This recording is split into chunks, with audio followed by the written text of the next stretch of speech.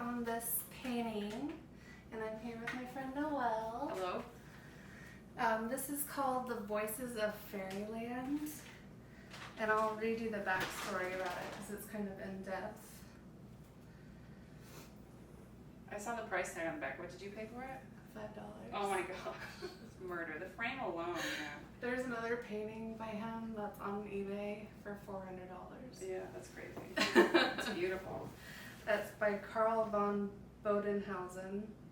It's a time-honored German story which illustrates telling how a maiden whose home was embittered by harsh parents and sisters, a sort of Cinderella as it might be, fell asleep behind a haunted stream and was awakened by the voices of pitying fairies. She met a handsome prince and became a queen and the ruler over the wicked people whose cruelty had once oppressed her. So the oppressed becomes the oppressor. I don't know if that's a good moral of the Oh, story or not. I assume that most oppressors come from a place She became of a oppressed. bad bitch. Yeah, well, yeah. She's beautiful. She had like such big eyes. There's like an owl. I love that. I like that it was like a haunted stream too. I don't know what makes the stream haunted. I know. How did you get into thrifting? Well, I mean, I don't know if it's something you get into. It's just something. I guess in high school I was always into old school stuff. So I first started collecting records. Yeah. And you start going to record shops, but then you realize like, hey, I can go to Goodwill and find stuff like for $1. Mm-hmm. So it kind of started with that. But I've kind of always. I mean, I should say we went to a lot of car shows when I was a kid because my dad had like a '56 Chevy. So. Yeah. There would always be these weird old vendors set up and they just had like junk sellers. And I've always been like a scavenger. Right. Even when I was a kid, like I just love like going through trash or you know what I mean? Just looking for something that somebody might have left behind or, So I would say it's like a lifelong thing, just looking for treasure. I didn't ever grow out of like the treasure hunting. Yeah, I think that you and I would have been treasure hunters together. For sure. Every shiny thing on the ground, like I would have to stop. My mom she always talks about like anytime we're walking down the street, if there's something shiny on the ground, like I would pick it up and she'd like. It's bad luck if you don't. Be mortified, like I'd be carrying like a can top or something. How does music influence your style? Oh, well, music is like everything for me started with music. So music was like the gateway that got me into pretty much all vintage stuff. So yeah, I think me too. Yeah, it was the books that I read when I first started getting into like literature when I was a pretentious high schooler, stuff like that, or even TV shows. You get through music, there are all these references in music, and you start to want to figure out who all these people they talk about in songs are, or stuff like that. So.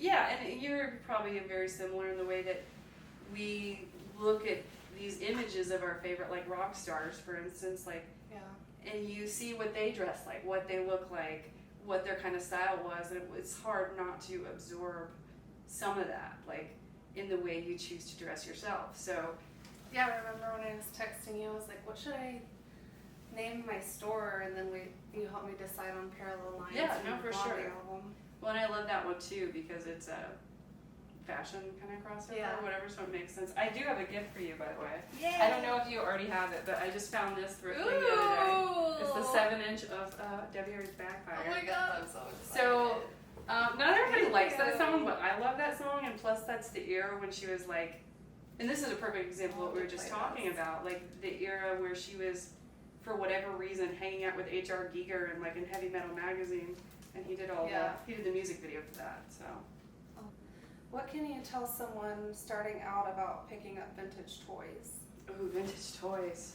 Well, the landscape is always changing with vintage toys because there's a gestation period. So, for instance, things from the 90s all of a sudden are starting to be worth money. So it's like I kind of almost am not totally in the know anymore because all of a sudden there's this stuff that I thought was total junk that all of a sudden it's worth money now. So I guess my advice is you just have to get out there, you have to look at stuff, you have to see what you see often, like you have to see what stuff's more rare, you get a feel for what the quality of stuff is, and You know, we live in a time where it's extremely easy to figure out what something's worth.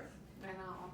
I know. A curse and a blessing. Right. So, you know, and the great thing about toys is most of them have a trademark date and the copyright, so it's easy to figure it out. But I would say just get out there and see what you see a lot versus what you don't never see at all. What characters you see a lot versus what characters are more rare. Yeah. And I think at the end of the day, you just have to be looking for stuff and picking up stuff that you love. Even if you plan on selling it, like, make sure it's special to you and you think with your personal taste, this is something that's worthy of a remark. This is something that's worth picking up. Because you're not going to get very far just grabbing something because you think it's valuable. I mean, we all start that way. And you learn pretty quick, like, this is junk and I've got all this shit. I mean, I still am digging myself out of the years of thrifting crap. You know, you get better at it with time. So, you know, you got to love it first and foremost. But second, just the time and experience that gets you to knowing what's garbage and what's not. And there's a lot of garbage out there. But I saw a guy sell a sheet of Lisa Frank stickers for $100 the other day. I love that shit. Like, so yeah, no, we're definitely getting to the period because that stuff nobody cared about it, but we're the age where we have careers and extra money. So I know. It's just like the other day I had to stop and count on like my hands because somebody said like it was the 50th anniversary of something that came out in 1970, and I was like, wait, 1970 was like 30 years ago. I know. Why did we do that? We sound like the old people that were like nostalgic for the 80s. Like, but, it's crazy that what comes around, and there is, like I said, it's like a gestation period. Is that what I heard a collector describe it as once? But it's like you just gotta wait for it to come back around, and everything does. We'll come back to that one. What are you looking for right now? Or do you just go, like, what's your mindset going in? Well, this is something I wanted to ask you about. Like, what do you have a Goodwill flow? Like, when you go into a store, do you have like a system of like what you check first and then? Kind of. Yeah, because usually I have like a very specific flow. I'm always looking for records, but there are people that all they do is go around to Goodwill's looking for records. So I hardly look at records. Well, because usually they're picked through. There's a lot of damn Mitch Miller and his orchestra, know, Andy Williams. Oh like, those people must be so rich. So you have to bend down to the ground. Yes. Like, can't get back. I'm in ninja mode. Like, I put my hat backwards. I start, you know what I mean? Yeah, I'm on my knees. Like, yeah, I hit the new stuff that comes out first. Yeah, some people are crazy about the cards. That's me.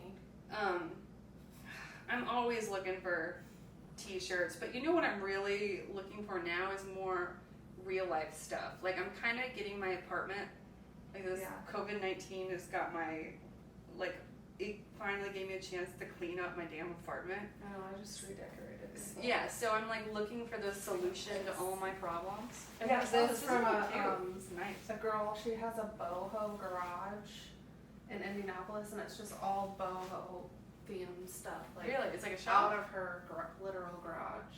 Oh, wow. She's a real estate chick. Well, we need to do that. We need to be selling stuff out of somewhere. Yeah. But yeah, I guess I'm just looking for like the housewares stuff, like little shelves and stuff to fix my hoarding problems. My therapist told me I'm not a hoarder. I am just a collector that is very passionate about things, and it gets away from me. I get too busy, distracted. I don't think it's too cluttered.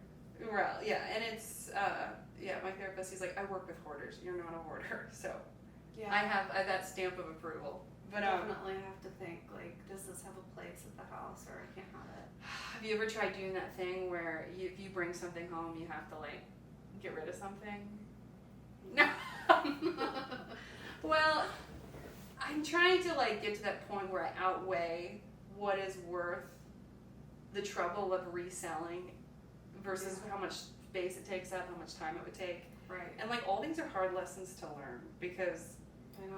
I've been like, I've had stuff on eBay for like a year and it's like $5 shipped. Like, it's not even expensive. It's just like, okay, Noelle, like, you don't need to try to resell this. Just donate to Goodwill and some other sucker like you can buy it. Yeah. So it's like, it brought you joy for a moment. You know what? This is an anxiety I have is like, when you donate something to Goodwill, I'm always scared that like, it's gonna get thrown away. Yeah. Or it's going to go to the outlet, nobody's gonna buy it there, and then it's gonna get thrown away. And then its life will end with me, like its blood is on my hands. Oh my god. I told that to my therapist too, and he was like, yeah, that's kind of not healthy. It's your passion. Well, I think of the way that little things can bring me joy, even if it doesn't have to be like a character or something like really specific. It can just be like, wow, this is really cute. This reminds me of when XYZ used to look like that, or this is what I think things used to be like back in the day. So, Yeah. you know, we do it less so for the stuff, but I think more so like for those little moments of whatever, inspiration or happiness. Yeah, we get like a adrenaline spike. For sure. Game on. When I walk through those doors, when those automatic sliding doors open, and when that AC hits me, Yeah. I break out in a cold sweat, and I hit the ground running. Like, yeah. I know, I'm like acting like I'm the first one in there that day. And there's already like 50 people there. And they're all buying crap, though. Yeah. That's the thing, is when people, you go to the outlet? Yeah. Oh, yeah. So it's like when people get aggressive at the outlet, I'm like, you don't need to get aggressive with me. I am not looking for what you're looking for. Like, Right. trust me. Like, I'm not going to take what you want. You're not going to take what I want. But No. it's the true lion's den. It's the outlet. The rules are different there now. They have some crazy new rules. Like, they have a little zone that they push you into. Yeah, I don't mind it. But yeah, well, I mean, I don't like how At they least yell we're at me. not like huddled over. Yeah, yeah. Well, usually when everybody's waiting for those new bins, I go hit the old bins because I can like get some peace. Ooh, that's a good idea. Well, I mean, like I said, if there's really cool stuff, most of the time nobody wants the shit that I want. So because it's junk, but you know, it gives you an opportunity to get like a thorough look without somebody like being on your ass about it. So Yeah. I just take that time to go through my cart yes, and put stuff back. yes, Or be like, yes. yeah. Yes. So, I guess I just brought some stuff that I've recently found. Okay. So, one thing was the novelization of Gremlins, Yes. which, yeah, Those pictures. yes, yeah, you know, I always flip straight to the middle plates here, Yeah. just look at the pictures. But I love Gremlins. I'm probably not going to keep this. I'm probably going to sell it like at a swap meet or something. But this is So what is a swap meet? okay. So I participate in several different kinds. Mm-hmm. There's one here locally at Black Circle Brewing. So on Sundays, once a month, they do a marketplace. I think you've done it before, right? Yeah. So they just ask some people if they want to do it, and you just set up outside. And I just sell junk. A lot of other people are artists or they make things, but I just sell junk. Yeah, but yours is like curated because you have Yeah. a very stylistic way about you. Right, and it's really cool when I go do those. You get like that confirmation that people are interested. You know, people are interested in the things you are, and there's nothing I love more than just standing around like talking about stuff. Like, Yeah. or like I love making jokes with you. You know, if somebody will pick something up and I'll make a really funny joke. Well, I think I'm funny. But like, you know, I'll say something and then they'll be like, okay, now that you made that joke, I have to buy it or whatever. Or just that like socializing in a very kind of impersonal but friendly way. Like I love that, and I love just the different, strange kind of people that you meet because. Right. How different everybody is, you're still kind of kindred spirits in that you're, you know, junk purveyors, collectors, whatever. Yeah, and Black Circle's kind of our age group, and Oh, yeah, I love everyone's everybody kinda- involved with the whole. everyone has like a kind of niche thing about them that sells there. Yeah, no, it's great. And I've had awesome conversations with, you know, people I didn't know, but I was meeting there and they were selling stuff there too. It's just so interesting to walk around and talk to people about what they do and why they love to do it. So this is an interesting find recently. Oh my god, you had that one. I had it Okay. too.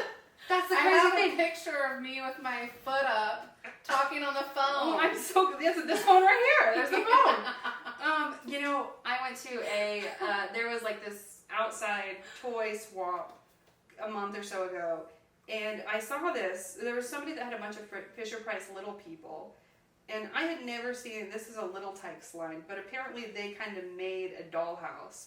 But inside the dollhouse were the miniature versions of like the toys that they Yeah. sold. So they had like the turtle sandbox. But I saw this kitchen and it was like everything came flooding back. Like I hadn't thought about it. And then I freaked out and I was like, oh, I gotta send, because I got a family group text. I'm a triplet, so I've got 2 brothers that are my age. And I've got one that's older, so we all played with the same toys. So I sent a photo of this. And I was like, y'all remember this? And my mom was like, oh my gosh, yes. And then my brothers were like, not really. So they weren't domesticated enough to play with a play kitchen. But that's one of the things I love is I don't collect a lot from my own childhood, but there are very few select things where I see it and I was like, well, I have to have that. Plus, I'm kind of going through a miniature phase right now. Yeah. Where like miniature furniture is just so stupid, but like I have a miniature problem at the moment. But I found the real size of that a while ago and I posted it on Facebook and everyone like in our age group was like, I had that. I had that. Yeah. Well, it's so cute. And it's like, even when you look at the sticker of the, I guess it's a coffee maker and a cookie jar, but like, the aesthetic is so like late 80s, modern, you know, early 90s, whatever. But I was really excited to have that. I love it. And I didn't even know that line existed, right? So then like a few days later at Goodwill, I found the little car, which we had this too. And I still haven't cleaned it. Definitely remember that. But it's like, why did I buy this? But it's going to go so fast in that. And you can get a hill. You can find a cul-de-sac with a hill. And then at some point you get too big for it, so your feet have to like come out the front. Yeah. So, and it's funny that I didn't know that these existed, but then like twice in 1 month I encounter it. So. Yeah, I didn't know that they made miniatures. And then, you know, I always look for baseball caps, and I was really excited to find this Kansas City one. This is what the hat I wear to break bats, but you know, I always wear ball caps. So when I find a nice vintage one, that's always really exciting. Are there any that you're looking for so I can keep my eye out? Anything old. Honestly, I mean, I'm not really picky about the teams, but they're all like $1. I know, and that's the amazing thing is if you get a really nice old one. I mean, some crap at Goodwill they price so high. For instance, like I think dresses are way too expensive. No. They're like $6.99 now, but you know, hats you get a really good deal on, and what's picture frames. What I'm really into now are little picture frames. So I don't know to what end, but I think it's because I would never go to like a home decor store and pay like $12 for a picture frame. I'd rather like spray paint it. Yeah, so, I mean, like, you go to Goodwill and they're like 99 cents for, like, somebody paid like $15 for this. So, I have just been... Do that yourself? No, this came like that. So, I also, at the market, I found a bunch of somebody's wall clippings of, like, Kiss. It's like, it was a little kid's collection, and, they, you know, it was like a giant box, $3 for the box. You couldn't see what was inside, it just said, like, Kiss magazines or something. So I grabbed it. Anything Kiss? Well, because Kiss collectors are rabid. Like, good luck prying it out of their hands. Yeah. But I think that, you know, I love these frames so much, but I don't always find them that go with the colors in my apartment, which is a joke because there's like every color of the rainbow. But I think that looks good in my apartment. Well, it matches your bike. Yeah. But yeah, and I thought, well, maybe I'll just like when I find these frames and they don't work out for me, I'll just put these Kiss clippings in and I'll sell them for like $5 or whatever at the swap meet. So that's a good idea. But yeah, I just like these like substantial, unique statement little frames. At the swap meet, my handmade stuff did better than my thrifted items. What do you make? I made like these. It was like back in college. I made these Mod Podge pinup like bowls that you can put candles and stuff in. Cute. People love that crafty stuff. I need to do it again. Well, I got a bunch of clippings and stuff. I mean, I got a million Kiss clippings, so yes. Sell them to those rabid Kiss fans. We can do a collage night. I think we should do that. Did your family thrift ever? No, my mom. Oh, that's probably why I'm a hoarder. It's like my mom threw everything. She sold everything in a garage sale. Like she is such a minimalist and just like if you don't use it, get rid of it. And I'm so sentimental. Yeah. And even when I was a kid, my mom's like, "You're a pack rat." But my brother Logan and I we got in high school, we would kind of get into vintage stuff because he likes old movies. I liked old movies and music and stuff. So we always were into like creating the fantasy of like being from a different time or different era. So we would start going thrifting in high school, and he's very similar to me except, you know, everything, like if you walk into his room, it looks almost identical to like my apartment, like the way things are clustered and kind of arranged, and you can tell there's like a collector that loves their stuff. Mm-hmm. But all his stuff is made out of like wood and stone, and like it's really old, and mine's all like plastic, colorful from the 70s. He kind of has the minimalist vibe going. Well, he's got like the rustic shaman vibe. Did your parents, or? No, they almost like kind of threatened me with like, if you... We're going to take you to the Goodwill? Yeah, if you don't behave, we're going to take you to Goodwill to shop for your clothes. Yeah, I think my mom loves shopping, but it's all like mall shopping. Yeah. So maybe the shopping habit, like I got from her, that this is just something that you do and it's okay that you go shopping all the time. But no, I definitely not the same kind of shopping she does. I don't know if you remember, but do you remember LiveJournal? Oh God, yeah, but I was a little too. Well, you were my age, but I was a little young for that, I think. Yeah. Well, when I first started Immature. getting into punk music around 15, 16, there was a group that would trade like punk rock clothes. Oh, that yeah. We would sew. So that was like I my remember first that stuff. Yeah, that was like the first time I ever sold clothing online. It was like 2004 probably. That's awesome. See, I remember like being in high school and like you would wanted to buy something on the internet and it'd be like, but there's so many steps, it's so complicated. You don't have a credit card to pay with. Like you'd have to ask your dad to do it for you, which means that you know you have to ask your dad for something. Like it just like buying and selling stuff on the internet seems so complicated back then. But I remember my parents wanted to buy me like a yellow pea coat, and I remember they were saying they were waiting for to bid, and I thought that was so cool. yeah, like, it's so exciting, you know. Yeah, I know. And now nobody uses auctions. Like yeah. And then I started working at Goodwill when I was I didn't 17. know that. Wow. Yeah, I was the person that went through all the stuff in the back. That's like a dream job. It was. I loved would easily give up my salary for that.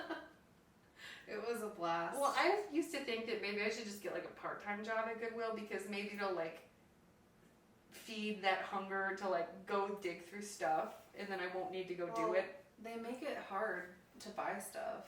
Well, they don't want all the employees to get everything. Yeah, sniping or whatever. You got this when you were working at Goodwill? Yeah, I hid it. And that's awesome. I hid it behind the t-shirts. Wow. Yeah, and I called my dad to come get it. I was like, I found Harley. That's amazing. All the This is punk where I rock put buttons. the Yeah. pins. Us and our damn punk rock buttons. Yeah. That's awesome. It was kind of bulky for me when I was like in high school. Like, well, that's the style tiny, now. So. but yeah. Yeah. Okay, I have a game for us. Oh boy, I'm nervous. Okay, I I got have a a nice Housewives game. Oh my gosh, I'm so excited. I've been watching so much Housewives in this quarantine. Like I've been going through What like. are you watching right now? You know, I house sat my parents' house and they have cable, so I just caught up like on Real Housewives of New York. This season is like a fucking shit show. With what's her name? Aaliyah. I love her.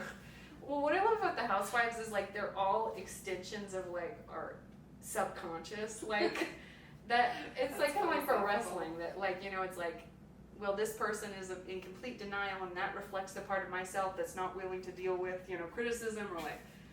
Yeah. Aaliyah is this anxiety of like what we do when we're drunk. Like she's like the pinnacle of like guilt of like you thinking that you're a maniac or whatever. Yeah. Or just like I love that she gets like that guttural like I know she's demon. like She's going on. she's with like a those wrestler. I know. I loved it. I just love to see women you know just like get rage like that. But I recently just started watching Jersey from the beginning, and I have never. Jersey, No. I've watched some of the recent series, but Did you get to the table flip yet? no, I know prostitution whore. No, I've seen it a million times, but I didn't understand the context working up to it. But the tension is building between what is her name? What is Bethany? Well, Oh, her name's New her York? real. No. Her name. What's the one who she flips the table? What's her name? Oh, Danielle. Yes, but her real name's Bethany, but she gets pissed when Oh, people call her Yeah, Bethany. she was like into some shady stuff. The story just came out that her shady past, so I can see the tensions are brewing. So I'm like, I don't know, maybe halfway through the first season. Who's the one with the short hair that was Dina's sister? Oh, Caroline.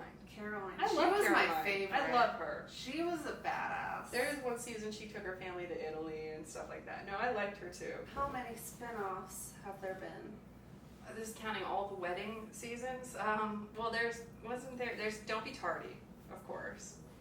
Then there is Vanderpump Rules, which sucks. Which Vanderpump sucks. They all got fired. I know. I just can't get. See, that's another thing. Is like that cast is too young. Like, you know what I mean? Like they're just like young people having sex with each other, and I'm just like, I can't. I would need to see rich people eating good food and like, having nice houses. I don't need to see these Hollywood apartments. Like, you know what I mean? Like with the weird apartment carpet and like the drywall walls. Yeah, not into that. With no art on the walls. With the plastic shades. Yeah, exactly. Totally. The ones that I have. Well, they probably have central air, so they get better than me. Okay, so then there's Candy. There's a Candy's Gets Married one. There was that. Are there any New York spinoffs?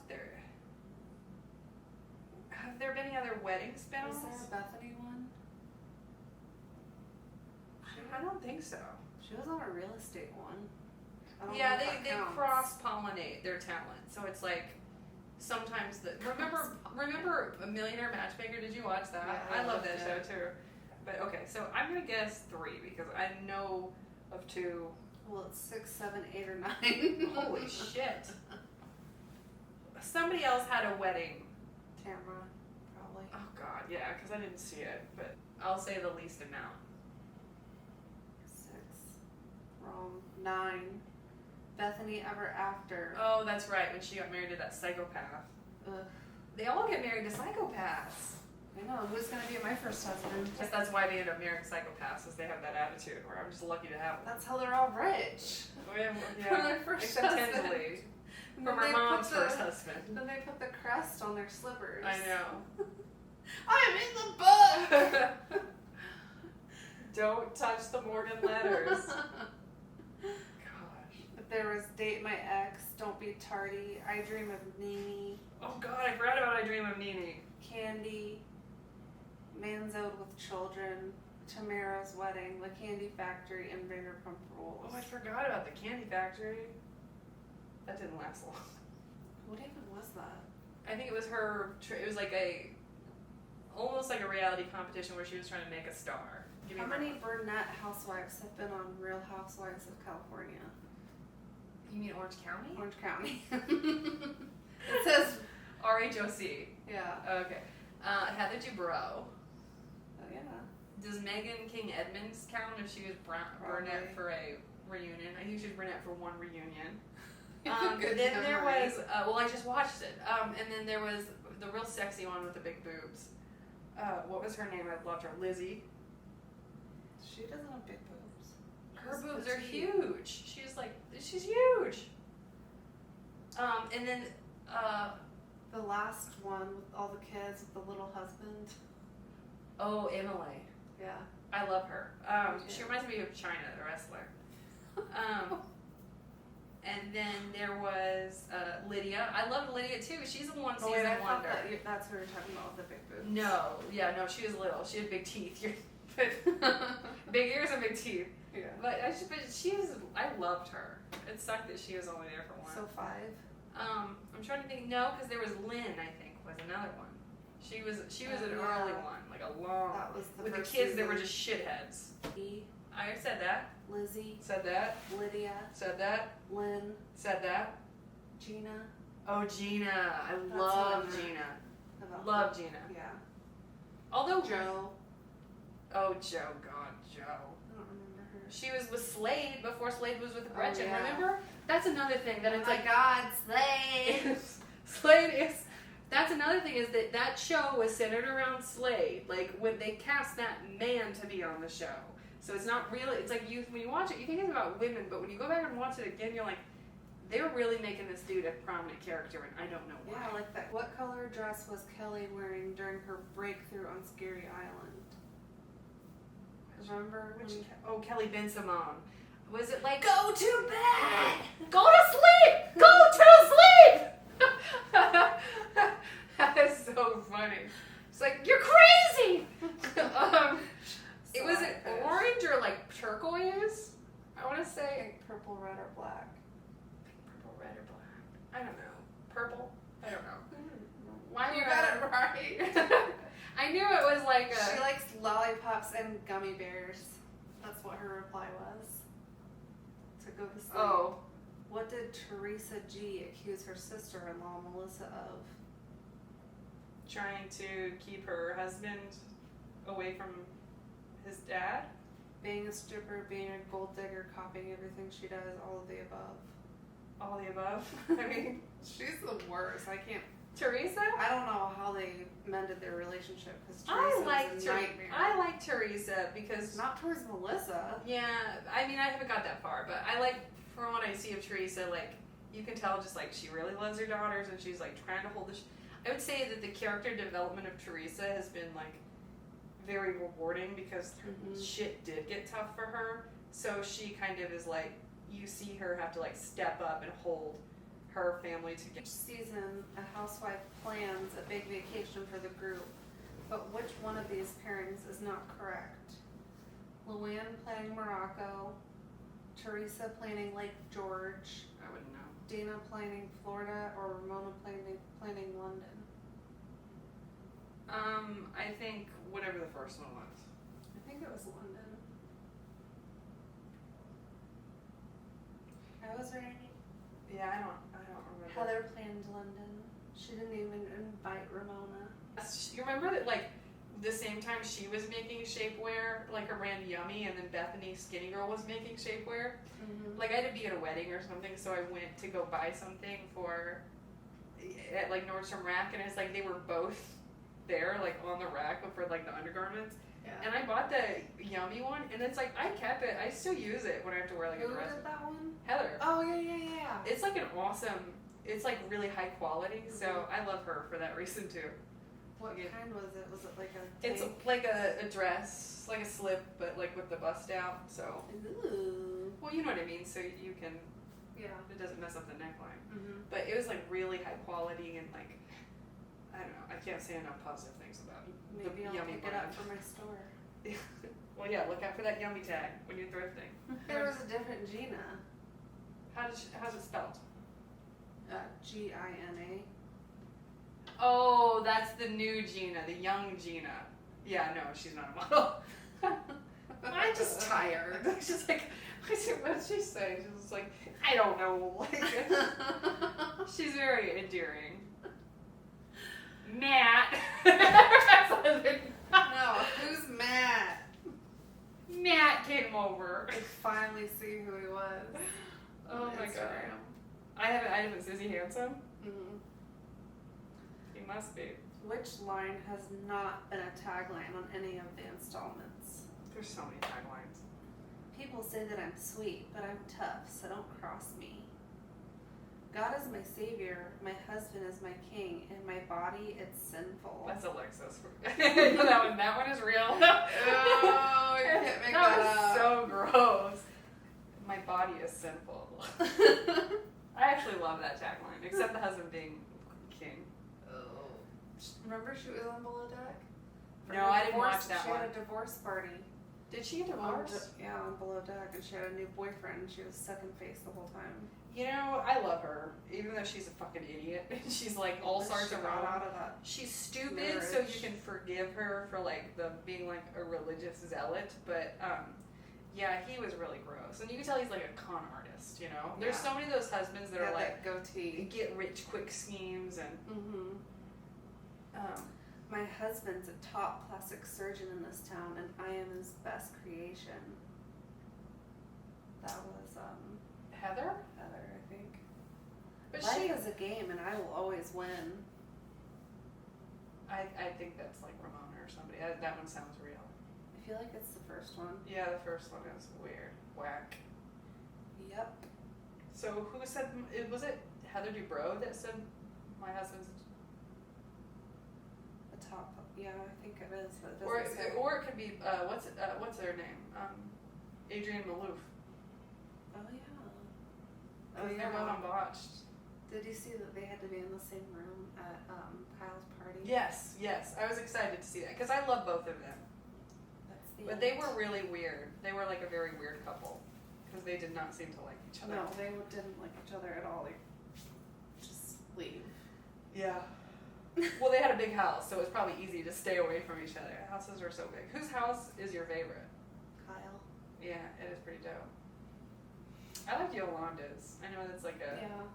trite answer, but like, I liked that she was always like in the lemon trees and. yeah, living a sustainable lifestyle. Yeah. Oh, you can grow that fruit out in California, man. No, look at me. Harry Hamlin is one of my favorite husbands Oh yeah. because he was like an actor in the 70s, but he's super cool on the show. But he picks grapefruits or oranges or something. That's what made me think of it.